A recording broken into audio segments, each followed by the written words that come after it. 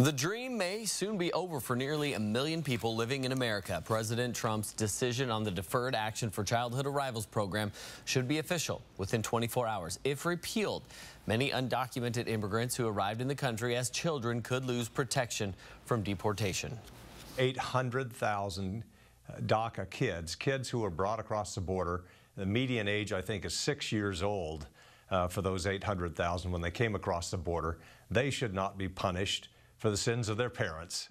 The two sources familiar with Trump's plan say he hopes to give Congress 6 months to legislate a formal replacement for DACA. Despite the holiday, Washington's governor and attorney general took the time to issue statements today saying the state will take legal action against the White House if DACA protections are lifted. It affects about 18,000 people in Washington. Our Hawk Hammer working for you tonight. He spoke with one of them, a local college student who could be facing a completely different reality if the program is ended. Well, Aaron, it's one thing to name the program and list what it does, but it's another to meet someone whose current lifestyle is made possible by almost completely what this program does, and the fact that the decision to be undocumented wasn't his in the first place. Now Shega has grown up faced with uncertainty. Not knowing if you'll be able to continue to work, continue to pay for school. He came to the U.S. from Kenya 16 years ago when he was just 6 years old.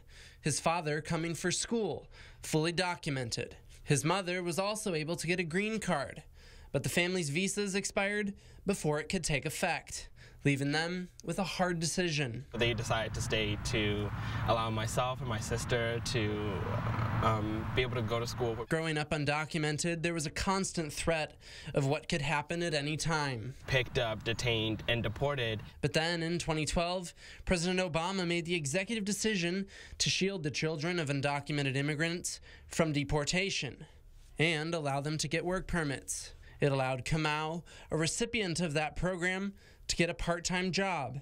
And at 22, he hopes to be graduating from Whitworth University. I am a member of this community. I work, I contribute. But now, with President Trump expected to pull the plug on that very program, or at the very least give it a 6-month life expectancy if left unchanged by Congress, there are 800,000 DACA recipients like Kamau who could lose those protections. Not a surprising announcement for him given the president's hard line on immigration. Continue to sow those divisions is unhelpful, that it is harmful. But a surprise to Kamau given the president's business background. Most undocumented immigrants have already been in the United States for longer than 10 years. They're already integral parts of your community.